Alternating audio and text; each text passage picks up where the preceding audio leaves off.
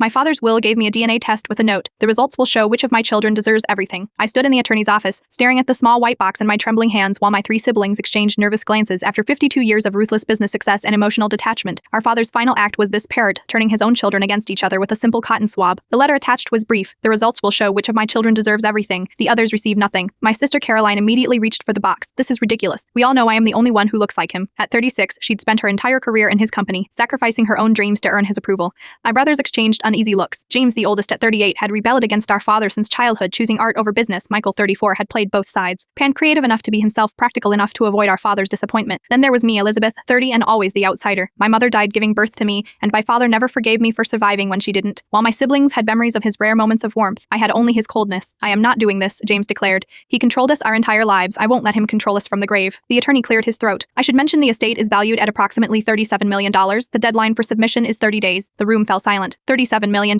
Life-changing money that could erase student loans, fund creative pursuits, provide security for our children. Money that could erase every financial worry we'd ever have. This is exactly what he wanted, I said quietly. To make us fight, even after he's gone. Easy for you to say, Carolyn snapped. You barely knew him. Some of us dedicated our lives to him. I didn't argue. She was right. I'd kept my distance, building my own small counseling practice helping children of narcissistic parents. The irony wasn't lost on me. That night I stared at the DNA test on my kitchen counter. My husband watched me from across the room. What are you thinking? He asked. That I might not be his daughter, I whispered, and I don't know if that would be the worst news or the best news I've ever received. The next morning my phone lit up with a group text from James. I am not taking the test. Dad can keep his money and his mind games. Michael replied immediately. I am out too, not worth it. Caroline simply wrote, I'll be submitting mine tomorrow. I drove to the cemetery where my father was buried. The fresh soil had barely settled. I placed a single white rose on his grave. I asked the silent headstone, was your love always this conditional? 3 weeks later we gathered again in the attorney's office. Only Caroline and I had submitted tests. The attorney held an envelope. Before I reveal the results, he said, here is another letter from your father. If you are hearing this, at least one of you submitted to the test. The results don't matter. They never did. The money goes to whoever refused to take it. Caroline gasped. Michael and James exchanged stunned looks. He was testing our character, not our DNA, I realized aloud. However, the attorney continued,